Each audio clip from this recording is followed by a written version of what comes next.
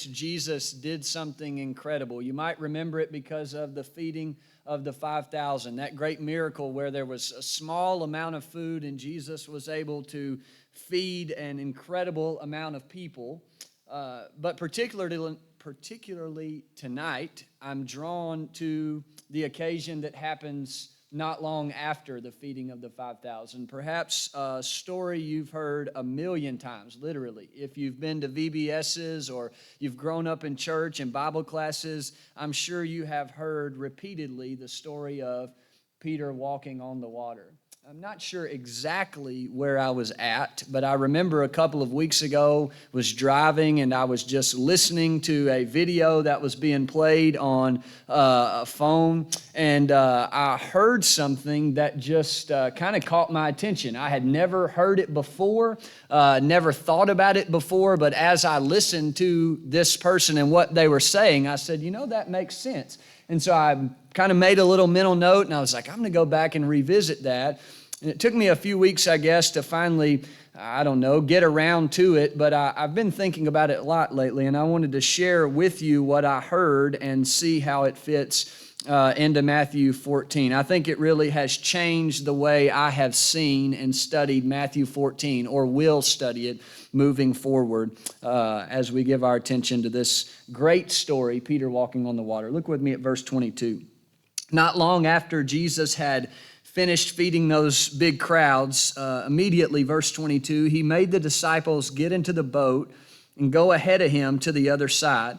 While he dismissed the crowds, after dismissing the crowds, he went up on the mountain by himself to pray. Well into the night, he was there alone. Meanwhile, the boat was already some distance from the land, battered by the waves because the wind was against them. Jesus came toward them walking on the sea very early in the morning. When the disciples saw him walking on the sea, they were terrified. "It's a ghost," they said, and they cried out in fear. Immediately, Jesus spoke to them, "Have courage, it is I, don't be afraid." "Lord, if it is you," Peter said, "command me to come to you on the water." And so Jesus said, "Come." And climbing out of the boat, Peter started walking on the water and came toward Jesus. But when he saw the strength of the wind, he was afraid and began to sink. He cried out, "Lord, save me." Immediately Jesus reached out his hand, caught a hold of him, and said to him, "You of little faith, why did you doubt?" When they got in the boat, the wind ceased. Then those in the boat worshiped him and said, "Truly, you are the Son of God." Now, before we dive into that text at all, or start to at least to try to peel back maybe some of the layers that are familiar to us of the text, I want to put before you several verses for your consideration. Several verses that all revolve in some way or another around one thought. And the thought that is depicted in those verses, well, it'll be easy to spot for a couple reasons. Number one, because it'll repeat itself a lot. And number two, I actually highlighted it in yellow for you. But either way, at the end of those verses, what we'll see is that there's a common theme that runs throughout these verses. And we'll use that theme to maybe perhaps transform the way we see this familiar text. It did for me. First verse, Matthew 10. In verse 22, Jesus said, "You will be hated by everyone because of my name, but the one who endures to the end will be saved." Matthew 24, verses 9 through 13, Jesus says, "Then they will hand you over to be persecuted. They will kill you. You will be hated by all nations because of my name. Many will fall away, betray one another, hate one another. Many false prophets will rise up and deceive many. Because lawlessness will multiply, the love of many will grow cold. But the one who endures to the end will be saved. Who then is a faithful and wise servant, whom his master has put in charge of his household to give him food at the proper time? Blessed is the servant who the master finds doing his job when he comes. Truly I tell you, he will put him in charge of all his possessions." Mark 13 and verse 13, Jesus said, "You will be hated by everyone because of my name, but the one who endures to the end will be saved." Luke 18 and verse 8, "I tell you that he will swiftly grant justice. Nevertheless, when the Son of Man comes, will he find faith on earth?"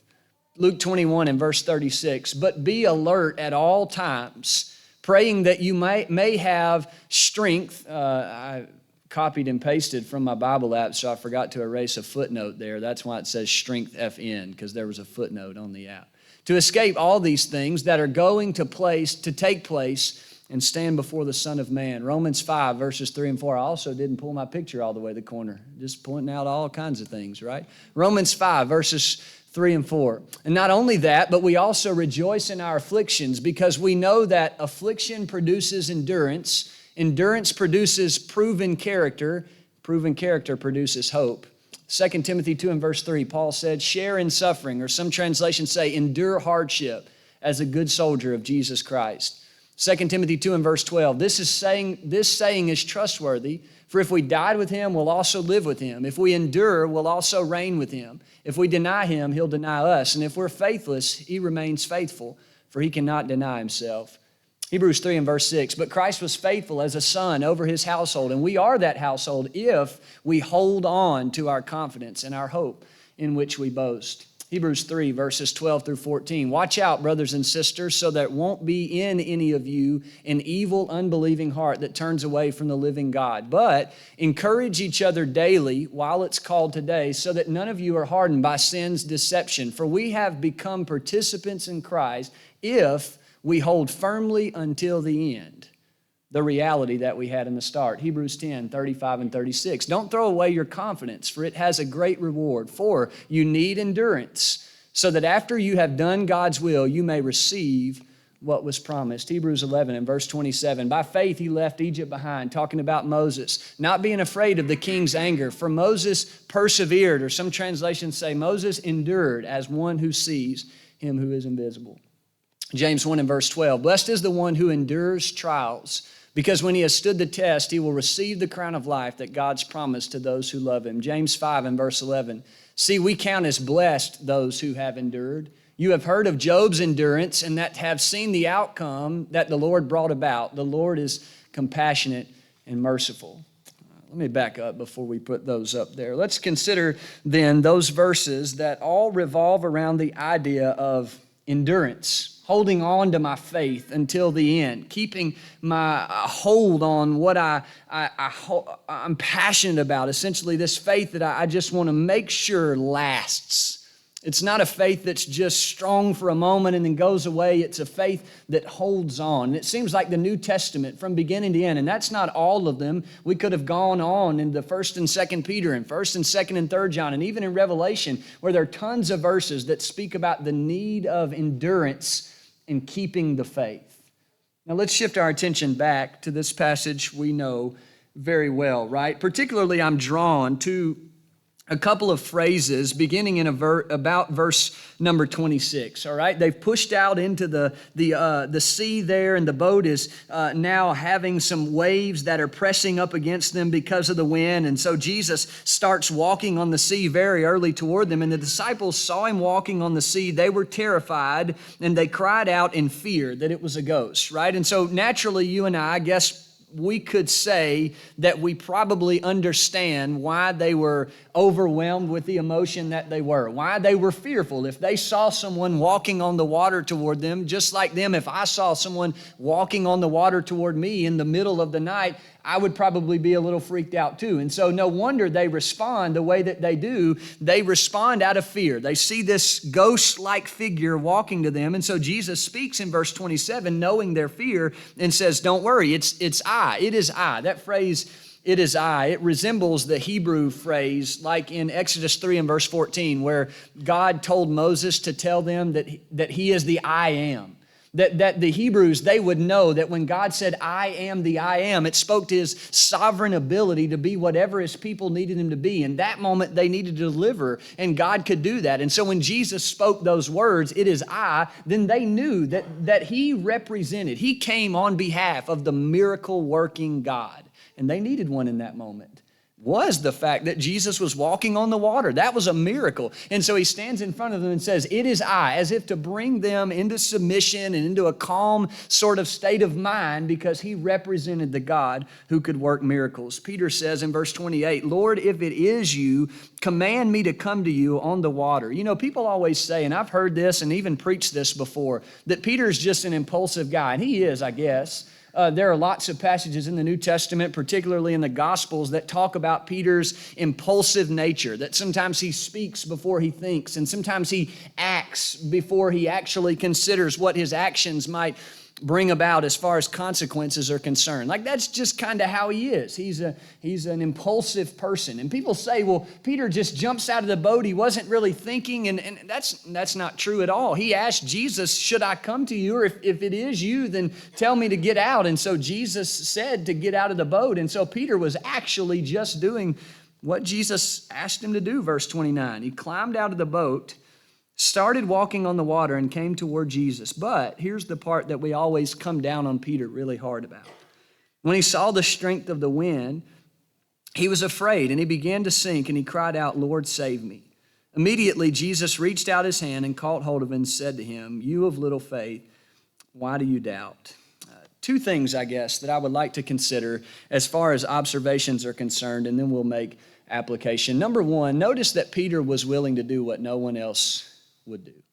You know, you don't ever read about Matthew walking on the water to Jesus, or Bartholomew walking on the water to Jesus, or James or John walking on the water to Jesus. No, every time you read it in the gospel accounts, it's Peter. He was the one that was willing to do what no one else would do.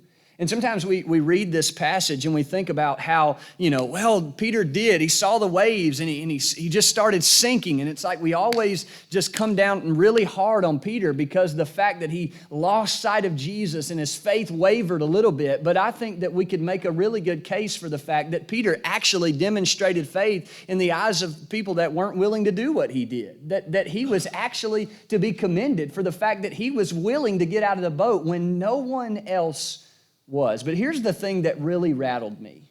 When I heard that video the other day and I listened to that and I've been thinking about it, it really just makes perfect sense. And that's where observation number 2 comes in. It's not the size of faith that Peter had that was the issue.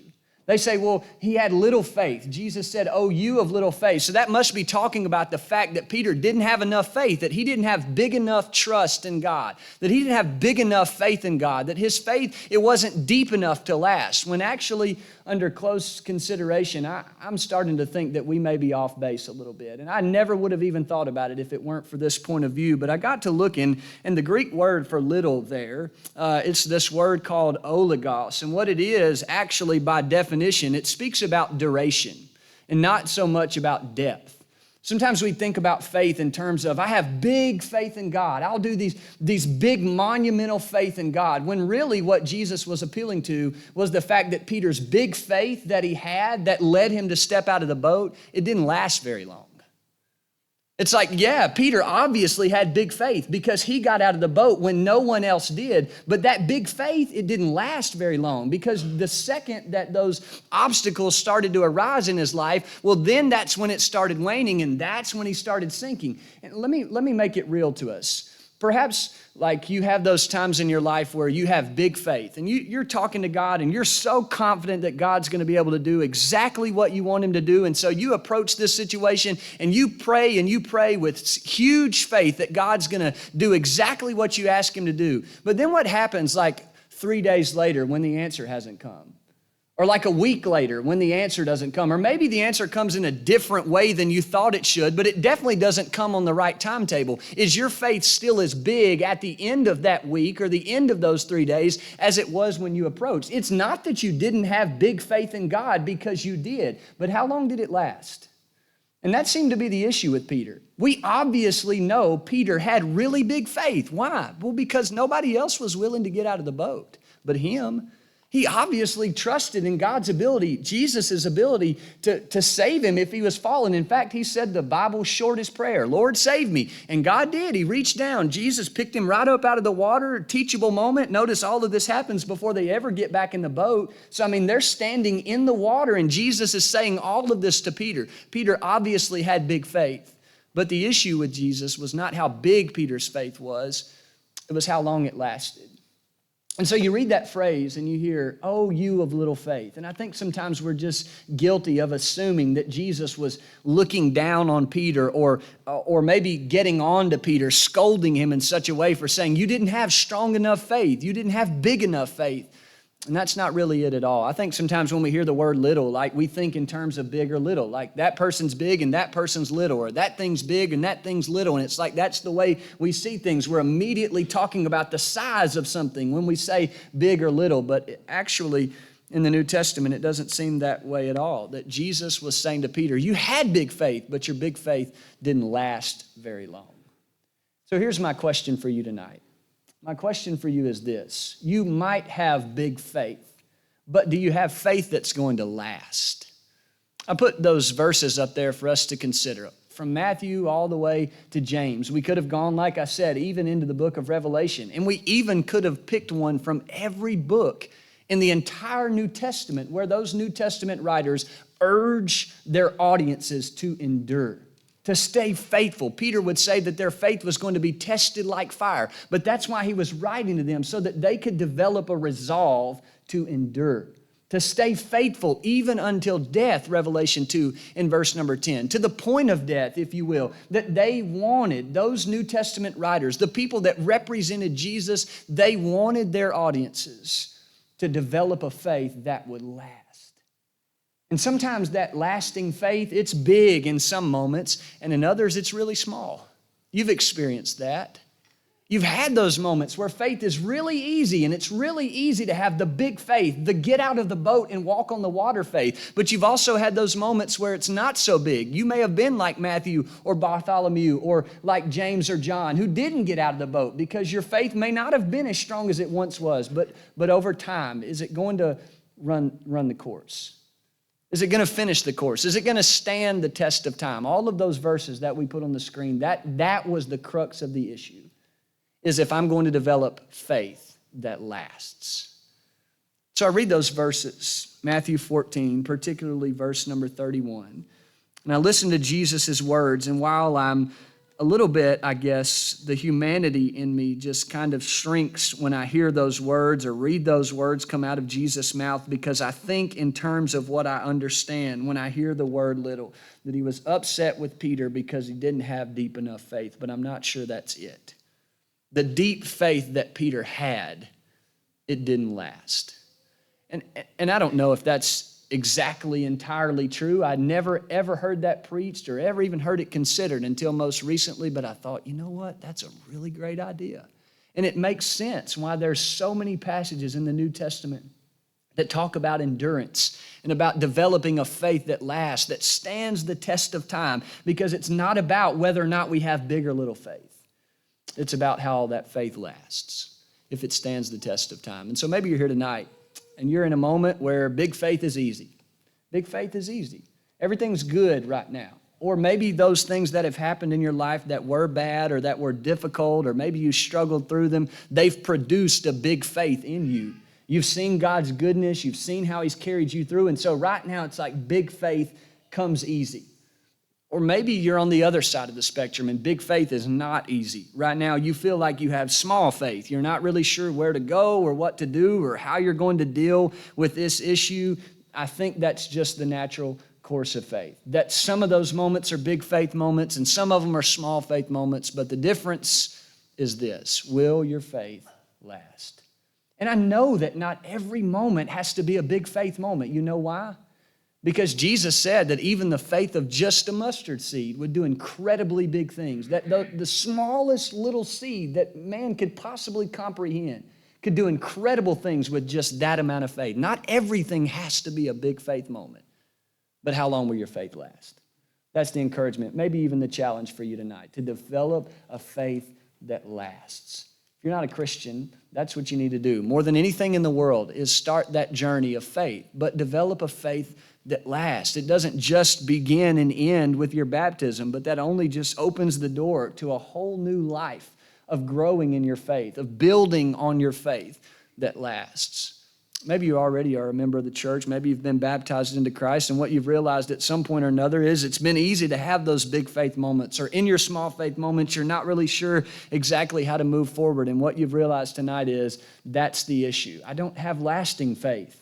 I, like Peter, have had enough faith to do things, but then when the problems start to arise, or the waves or the wind that come up, it wasn't an issue of not having any faith. You did, but it didn't last. challenge yourself tonight to do whatever it takes to have a lasting faith in God. James said, that's the one that's blessed, is the man who endures, right? Whatever your need is, we encourage you to come to Jesus as we stand together and as we sing.